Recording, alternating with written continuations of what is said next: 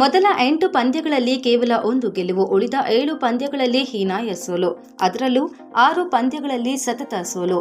ಅಂಕಪಟ್ಟಿಯಲ್ಲಿ ಕೊನೆಯ ಸ್ಥಾನ.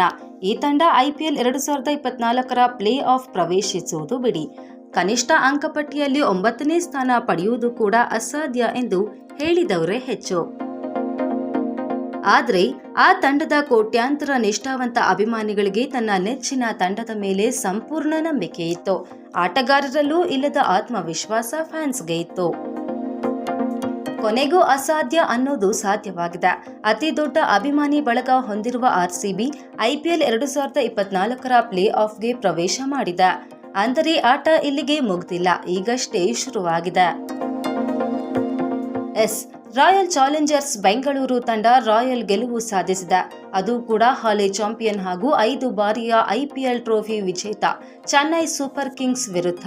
ಪ್ಲೇ ಆಫ್ಗೆ ಲಗ್ಗೆ ಹಾಕಲು ಸಾಧ್ಯವೇ ಇಲ್ಲ ಎಂಬಂತಿದ್ದ ಆರ್ಸಿಬಿ ಲೀಗ್ ಹಂತದ ನಿರ್ಣಾಯಕ ಪಂದ್ಯದಲ್ಲಿ ಸಿಎಸ್ಕೆ ಮಣಿಸಿ ಭರ್ಜರಿಯಾಗಿ ಪ್ಲೇ ಆಫ್ ಹಂತಕ್ಕೆ ಲಗ್ಗೆ ಹಾಕಿದೆ.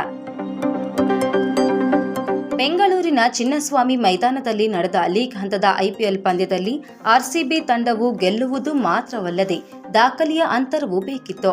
18 ರನ್ಗಳ ಅಂತರದಿಂದ ಗೆಲುವು ಸಾಧಿಸಿದರೆ ಪ್ಲೇ ಆಫ್ಗೆ ಲಗ್ಗೆ ಹಾಕಲು ಅವಕಾಶವಿತ್ತು. ಅದನ್ನು ಆರ್ಸಿಬಿ ಸಾಧಿಸಿಯೇ ಬಿಟ್ಟಿತು.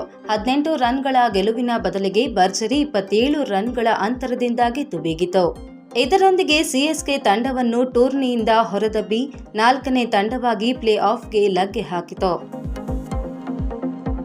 ಹೊಸ ಅಧ್ಯಾಯ ಆರಂಭ. ರೋಚಕ ಹಣಾಹಣಿಯಲ್ಲಿ ಗೆದ್ದು ಪ್ಲೇ ಆಫ್ ಪ್ರವೇಶಿಸಿದ ಆರ್ಸಿಬಿ ಸೋತು ಹೊರಬಿದ್ದ ಸಿಎಸ್ಕೆ.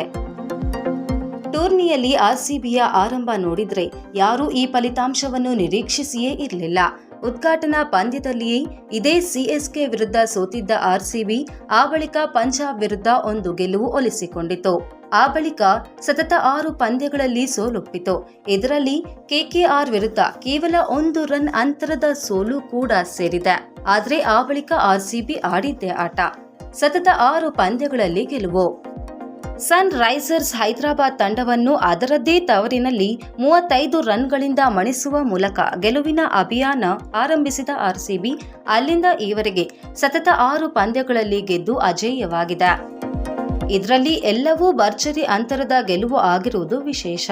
ಮುಂದೆ ಆರ್ಸಿಬಿಯು ಮೇ 22ರಂದು ನರೇಂದ್ರ ಮೋದಿ ಸ್ಟೇಡಿಯಂನಲ್ಲಿ ಎಲಿಮಿನೇಟರ್ ಪಂದ್ಯದಲ್ಲಿ ಆಡಲಿದೆ.